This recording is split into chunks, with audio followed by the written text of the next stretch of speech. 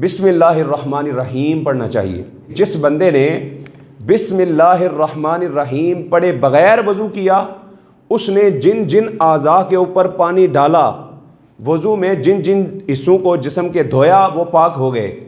और जिसने बिस्मिल्लाहिर्रहमानिर्रहीम पढ़ के वज़ू किया तो फरमाया उस वज़ू के ज़रिए से, बिस्मिल्लाह की बरकत से अल्लाह तबारक व तआला उसके पूरे जिस्म को पाक फरमा देता है। और बिस्मिल्लाहिर्रहमानिर्रहीम पढ़ने के बाद अपने हाथों को अच्छी तरह से धो लें।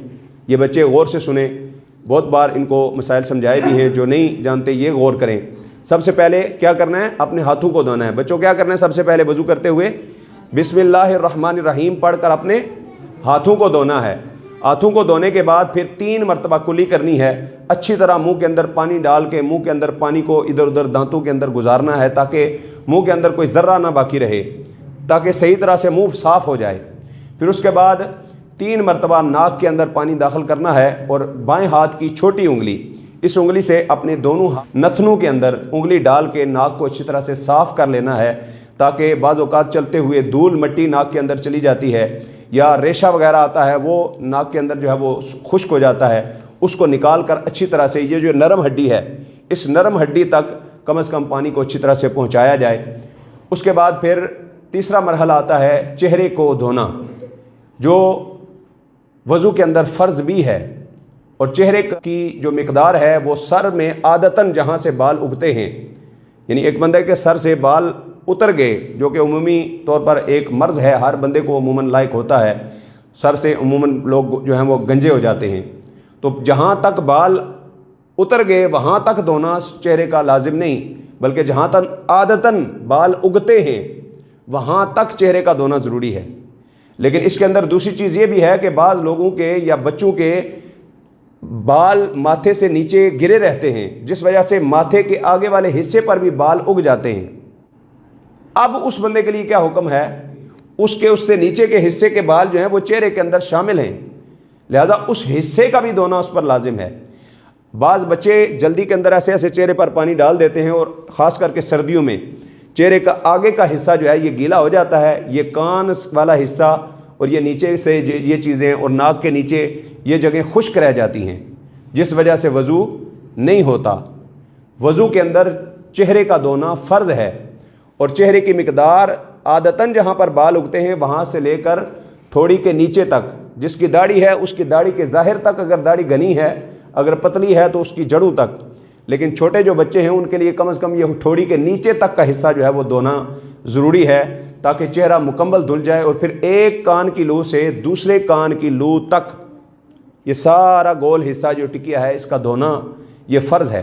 अमूमन लोग जो हैं वो अपनी दाढ़ी के अंदर ऐसे ऐसे पानी डाल रहे होते हैं, तो घनी दाढ़ी के अंदर से उसको गीला करना, जड़ों तक पानी का पहुँचाना ये फ़र्ज़ नहीं है, बल्कि जिसकी घनी दाढ़ी हो उसके सिर्फ ज़ाहिर को, जहाँ पर ऐसे पानी डालेगा जहाँ तक पानी चला गया उसके ज़ाहिर को धोना जो है वो सिर्फ फ़र्ज़ है। बाकी अगर वो अच्छी तरह धोता है, खिलाल करता है, अच्छी तरह पानी पहुँचाता है, वो अपने दिल की तशफ़ी के लिए या गर्मियों के अंदर लोग जो है वो मज़ीद ठंडक हासिल करने के लिए, तो वो एक अलग बात है। उसके बाद बाजू कोनियों समेत धोना, हाथों का कोनियों समेत धोना, ये दूसरा फ़र्ज़ आ जाता है। ये बच्चे गौर करें थोड़ा सा, बच्चे टूटी के नीचे हाथ डालते हैं तो उमूमन सिखाया जो ऐसे ही जाता है, भाई ऐसे 3 दफ़ा इंज नहीं करना है, तो बच्चे 3 दफ़ा इंज करते हैं तो बस उठ के आ जाते हैं। वो 3 दफ़ा ऐसे ऐसे करने से जब बाजू का ये वाला हिस्सा है ये उमूमन खुश्क रह जाता है, तो जब 3 मरतबा ऐसे करने से पानी नहीं पहुँचा तो इसका मतलब है फ़र्ज़ अदा नहीं हुआ। तो लिहाजा आजकल शावर के नीचे, टूटी के नीचे बाजू को ऐसे ले जाकर अच्छी तरह से नीचे से ऊपर से हाथ को मला जाए, ताकि कोनियों तक हाथ जो हैं वो अच्छी तरह से धुल जाएं। जब अच्छी तरह से धुल जाएंगे तो फिर आपका ये फ़र्ज़ अदा होगा। बाज़ बच्चे धोते हुए ये कोनी का पीछे का हिस्सा इस तरफ नहीं सामने से धोते हैं, कोनियाँ जो हैं ये धोने में शामिल हैं, थोड़ा सा कोनियों से ऊपर तक धोना चाहिए ताकि फ़र्ज़ जो है वो उसकी अदायगी कामिल हो जाए। उसके बाद क्या करते हैं जी, हाँ जी, मसा करते हैं। और सर के चौथाई हिस्से का मसा करना ये फ़र्ज़ है। पूरे सर का मसा करना सुन्नत है, लेकिन चौथाई हिस्से का, सर का चौथा हिस्सा उसका मसा करना ये फ़र्ज़ है। यानी सर्दियों के अंदर अगर कोई बंदा अपनी टोपी को उठाकर ऐसे हाथ रखता है और उसके अंदाजे के मुताबिक सर का चौथाई हिस्सा उसके हाथ के नीचे आ गया तो ये मसा उसका अदा हो गया। या ऐसे कोई हाथ फेर देता है तो फ़र्ज़ उसका भी अदा हो जाएगा। लेकिन मुस्तहब तरीके से पूरे सर का मसा करना ये बेहतर है। वो तरीका भी मैं आपको बता देता हूँ, ख़ास करके बच्चों के लिए। बच्चे अगर गौर करेंगे तो बच्चों को समझ आ जाएगा। बस ये फ़राइज़ ही मुकम्मल करने, फिर बात ख़त्म होने लगी है। तवज्जो करनी है आपने। मिसाल के तौर पर मैं वज़ू कर रहा हूँ और मैंने बाजू धोए हैं। बाजू धोने के बाद अमूमन लोग टूटी के नीचे हाथ रख के हाथों को गीला करते हैं। नए सिरे से हाथों को गीला करना ये लाजिम नहीं होता। आपके गीले हैं, अब नए सिरे से गीले करने की ज़रूरत नहीं, वही काफ़ी हैं। अगर कोई कर लेता है तो इसमें हरज भी नहीं है। उसके बाद जो हिस्सा जहाँ पर एक बार मसे के लिए इस्तेमाल होगा, अब वो तरी दूसरी जगह के लिए इस्तेमाल नहीं हो सकती। तो उसका सुन्नत तरीका मैं आपको बताता हूँ। हाथों को गीला करें या पहले से गीले शुदा हाथों को ऐसे सामने करें। अब ये शहादत की उंगली और अंगूठे को अलग कर लें। शहादत की उंगली और अंगूठे को, छोटे बच्चे बेशक ऐसे प्रैक्टिस भी कर लें साथ साथ। इसी तरह सर के माथे के आगे जहाँ से बाल शुरू होते हैं यहाँ पर ये 3 उंगलियाँ यहाँ पर रखें। ऐसे नहीं करना, ये हथेली जो है इसको माथे के सर के साथ नहीं लगाना, बल्कि उंगलियाँ सिर्फ सर के ऊपर से तीनों उंगलियाँ सिर्फ सीधी पीछे तक लेके जानी है। जहाँ तक बाल हैं यहाँ तक पीछे तक सिर्फ तीनों उंगलियाँ लगानी हैं। हाथ पूरा नहीं ऐसे लगाना, तीनों उंगलियाँ लेके जानी हैं। और फिर इसी तरह अपनी जो हथेली है इसको कानों के ऊपर से लाते हुए सामने लाकर वापस मिला देना है।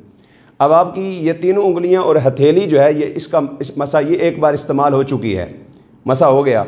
बाकी ये आपकी उंगली और अंगूठा, इसको आपने जो जुदा किया था, अब इसका इस्तेमाल कहाँ पर करना है? ये शहादत की उंगली कानों के दरमियान में जो रास्ता बना हुआ है, इस रास्ते से गुजारते हुए ऐसे पीछे नीचे लो की तरफ लाना है, ये जो नीचे है। और फिर अंगूठे को पीछे रख के अंगूठा ऐसे जो है वो कान के पीछे ऐसे फेर देना है। तो इस तरह फेरने से आपके कानों का भी मसा हो जाएगा, आपके पूरे सर का भी मसा हो जाएगा। अब हाथ की पुश्त जो है वो आपकी बाकी बची। हाथ की सारी जगह इस्तेमाल हो गई, उंगलियां भी इस्तेमाल हो गई, हथेली भी इस्तेमाल हो गई, ये शहादत की उंगली भी, अंगूठा भी। हाथ की पुश्त रह गई और इस पुश्त को ऐसे गर्दन के पीछे दोनों हाथ, पहले दायां फिर बायां, ऐसे दोनों हाथ गर्दन के पीछे मसा कर देने से गर्दन का भी मसा हो जाता है। गर्मियों के अंदर लोग जो हैं वो ऐसे करके आगे तक लेकर आते हैं। ये गर्दन, गले का मसा नहीं करना। गर्दन पीछे वाले हिस्से को कहते हैं, गला आगे के हिस्से को कहते हैं। तो गर्दन के ऊपर मसा करना है, गले के ऊपर नहीं। तो ऐसे गर्दन के ऊपर दोनों हाथ पीछे लगा लिए जाएं और फिर इसी तरह दाएं हाथ की उंगलियों में खिलाल और बाएं हाथ की उंगलियों में खिलाल कर लिया जाए। तो इस तरह ये सुन्नत तरीके से मुकम्मल, कामिल और अकमल तरीके से मसा हो जाता है और मुकम्मल तौर पर पूरा सर और कान, ख़ास करके जो काम काज करने वाले लोग जिनके कानों में धूल मिट्टी चली जाती है, जिनके सर पर धूल मिट्टी चली जाती है, वो इस मसे के ज़रिए से उसे तहारत भी जो है वो कामिल तौर पर हासिल हो जाती है। उसके बाद आखिर में क्या करते हैं जी बच्चों? पाँव को धोते हैं। तो सबसे पहले दायां पाँव धोते हैं, फिर उसके बाद बायां पाँव धोते हैं। और दाएं पाँव टखने तक मुकम्मल पाँव का धोना, उंगलियों के नीचे ऊपर सब तरफ हाथ का मारना ताकि पाँव का कोई भी हिस्सा जो है वो खुश्क ना रह जाए। कोई भी हिस्सा अगर खुश्क रहा तो फिर वज़ू नहीं होगा। लिहाजा पूरे तरीके से पूरे पाँव के ऊपर नीचे से एक एक हिस्से को टखनों तक धोना, टखनों समेत, टखनों के नीचे नीचे नहीं। बच्चे उमूमन टूटी के नीचे पाँव अपने ऐसे रख देते हैं और पीछे का हिस्सा जो है वो खुश्क रह जाता है। पीछे के हिस्से पर भी सिर्फ ऐसे हाथ गीला नहीं लगना चाहिए, बाकायदा पानी का गुजारना ये जो है वो फ़र्ज़ है, क्योंकि पाँव का धोना वज़ू के अंदर ये फ़र्ज़ है। तो फ़र्ज़ की अदायगी जो है वो अच्छे तरीके से होनी चाहिए। लिहाजा पाँव को धोने के बाद आपका वज़ू मुकम्मल हो जाएगा। और ख़ास करके मसा करते हुए टूटी का बंद करना ये ज़रूरी है। टूटी को अगर बंद नहीं करते, मसा करते हुए आप इतना लंबा मसा कर रहे हैं, टूटी नल खुला हुआ है, तो वो पानी उतनी देर तक ज़ाया होता जा रहा है। टूटी को बहुत कम मिकदार में खोलना चाहिए। लोग फुल खोल देते हैं। अब तीसरी चौथी बिल्डिंग से अगर पानी आ रहा है तो फुल प्रेशर के साथ आ रहा है। उसका नुकसान ये होता है कि ज़्यादा प्रेशर से पानी आएगा तो छींटे भी खुद के ऊपर पड़ते हैं। अगर बच्चे आराम से नल थोड़ा सा खोलेंगे तो उससे वज़ू करना भी आसान होता है, बंदे के ऊपर छींटे भी नहीं पड़ते और पानी भी कम से कम इस्तेमाल होता है। ये पानी अल्लाह तबारक व तआला की बहुत बड़ी नेमत है जो अल्लाह तबारक व तआला ने हमें अता फ़रमाई है। अगर हम इसका सही इस्तेमाल नहीं करेंगे तो फिर बरोज़ महशर हमें इसका हिसाब भी देना पड़ेगा। हमारे घर की चीज़ अगर कोई फजूलियात के अंदर इस्तेमाल करे तो हमें गुस्सा आता है, हम नाराज़ होते हैं। تو اگر اللہ تبارک و تعالیٰ کے گھر کی چیز اگر کوئی آ کے ضائع کرے، ٹوٹیوں پر بیٹھ کر بچے گفتگو کرتے رہتے ہیں، باتیں کرتے رہتے ہیں، ٹوٹی کھول کے ایک دوسرے کے پیچھے بھاگ جاتے ہیں، اگر اس طرح بچے کریں گے تو پھر اللہ تبارک و تعالیٰ کے گھر کا پانی ضائع کر رہے ہیں۔ وہ میرا نقصان نہیں کر رہے، وہ حافظ ساق صاحب کا یا انتظامیہ کا، بٹ صاحب کا، کسی کا نقصان نہیں کر رہے، وہ اللہ تبارک و تعالیٰ۔ مسجد کس کا گھر ہے؟ اللہ کا۔ تو اللہ کے گھر کی ہر چیز کا خیال رکھنا ہم سب پر لازم ہے، لہٰذا ہمیں چاہیے کہ ہم طہارت اختیار کرتے ہوئے وضو، استنجے کے وقت پانی کا بھی خاص طور پر خیال رکھیں۔ یہ تو وضو کا طریقہ چونکہ بنیادی بچے بھی بیٹھے ہوئے تھے تو میں نے کہا چلیں تفصیل کے ساتھ سمجھا دیتے ہیں، کیونکہ بچوں کے لیے یہ بڑا ضروری ہوتا ہے عموماً۔ جی یہ بچے جو ہے نا رائٹ ہینڈ سے جو ہے نا اپنے ہاتھ پاؤں دھوتے ہیں، ان کو یہ بھی بتائیں کہ لیفٹ ہینڈ سے پاؤں۔ ہاں جی، اپنا پاؤں دھونے کے لیے بائیں ہاتھ کا استعمال کرنا چاہیے، استنجا کرنے کے لیے بھی بائیں ہاتھ کا ہی استعمال کرنا چاہیے، دایاں ہاتھ جو ہے وہ افضل ہے۔ تو ایسی کسی بھی جگہ پر جو ناپسندیدہ ہو وہاں پر دایاں ہاتھ استعمال کرنا مکروہ ہے، کیونکہ دایاں ہاتھ ہم کھانے کے لیے استعمال کرتے ہیں۔ بامر مجبوری اگر کسی کا بایاں ہاتھ زخمی ہے یا کوئی اس طرح کا مسئلہ ہے تو وہ دایاں ہاتھ استعمال کر سکتا ہے، لیکن اگر دونوں ہاتھ درست ہوں تو پھر کوشش کرنی چاہیے کہ اپنا ناک بائیں ہاتھ سے صاف کریں، اسی طرح اپنے پاؤں بائیں ہاتھ سے دھوئیں، بائیں ہاتھ سے اچھی طرح سے، پھر انگلیوں کے اندر بھی اچھی طرح خلال کریں۔ اگر آپ کو وضو کرنا نہیں آتا تو آپ بڑوں کو وضو کرتے ہوا دیکھیں، بڑوں کو دیکھیں، سیکھنا چاہیے یہ باتیں، یہ شرمانے والی کوئی بات نہیں ہے، تو اس لیے خود سیکھنے کی کوشش کرنی چاہیے۔ اور کسی کے ذہن کے اندر کوئی سوال یا کوئی وضاحت؟